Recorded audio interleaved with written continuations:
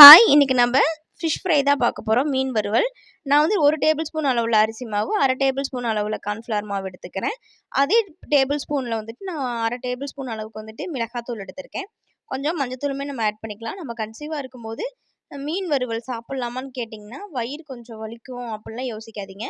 நம்மளோட ஆசைக்காக ஒரு 2 பீஸ் வந்து நம்ம சாப்பிட்டுக்கலாம். கொஞ்சமாக உப்பு, கொஞ்சமாக கல்லெண்ணெய், 1 டேபிள் ஸ்பூன் அளவுள்ள இஞ்சி பூண்டு விழுது நம்ம ஆட் பண்ணிக்க போகிறோம். இது எல்லாத்தையுமே ஆட் பண்ணிவிட்டு கொஞ்சமாக நம்ம ஒரே ஒரு லெமன் வந்து புழிஞ்சு விட்டு எடுத்துக்கலாம். அதோடைய சீட்லாம் நம்ம ரிமூவ் பண்ணிடலாம்.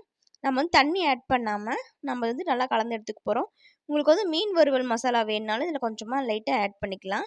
நான் வந்து ஆட் பண்ணிட்டு நல்லா பிசைஞ்சு எடுத்துக்க போகிறேன். தண்ணி ஊற்றலை, ஏன்னா மீன்லேயே தண்ணி வந்து இருக்கும். நான் இன்றைக்கி வந்துட்டு ஜிலேபி மீன் தான் வாங்கிட்டு வந்திருக்கேன். நல்லா இந்த மாதிரி நம்ம கலந்து வச்சுக்க போகிறோம். மீனை நல்லா தடவி கொஞ்சம் 1/2 அன் ஹவர் வந்துட்டு காய வச்சுட்டு அப்புறமா ஃபிஷ் ஃப்ரை வந்துட்டு நல்லா நம்ம பொரிச்சு எடுத்துக்க போகிறோம்.